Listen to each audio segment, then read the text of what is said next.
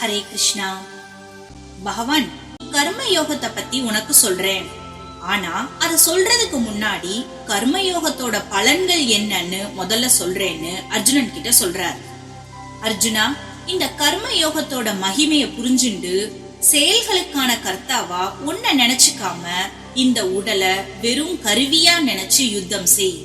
இந்த ஜீவன் கர்மா செய்யறப்போ நான் செய்யறேங்கிற எண்ணம் இல்லாம செஞ்சா அற வழியில தர்மத்தோட வழியில காரியங்களை செய்யும்.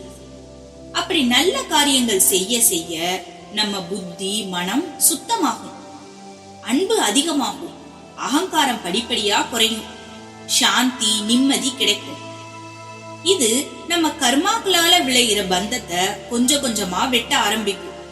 பகவான் இன்னும் அர்ஜுனன் கிட்ட, இந்த கர்ம யோகத்தை செய்யறதால நீ ஏக புத்தி உள்ளவனா இருக்கலாம். இப்படி ஏக புத்தி இல்லாதவங்க செய்யற கர்மா பல நோக்கு உள்ளதாகவும் முடிவில்லாமலும் இருக்கும்னு சொல்றாரு.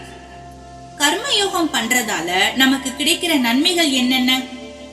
பந்தத்திலிருந்து விடுவிக்கிறது, முயற்சி வீணாகிறது இல்ல, எதிர் விளைவுகள் கிடையாது, பிறப்பு இறப்புல இருந்து காப்பாற்றும், ஏகாக்கிர புத்தி அதாவது ஒருமுகப்பட்ட மனதை ஏற்படுத்தும். பகவான் கர்ம யோகத்தை பத்தி எக்ஸ்பிளைன் பண்றதுக்கு முன்னாடியே அதோட நன்மைகளை விளக்கி சொல்றார். அடுத்து பகவான் ஆசை உள்ளவங்க, தீர்மானமான புத்தி இல்லாதவங்களோட குணம் எப்படி இருக்கும்னு சொல்றார். அத அடுத்த வீடியோல பார்க்கலாம். ஹரே கிருஷ்ணா.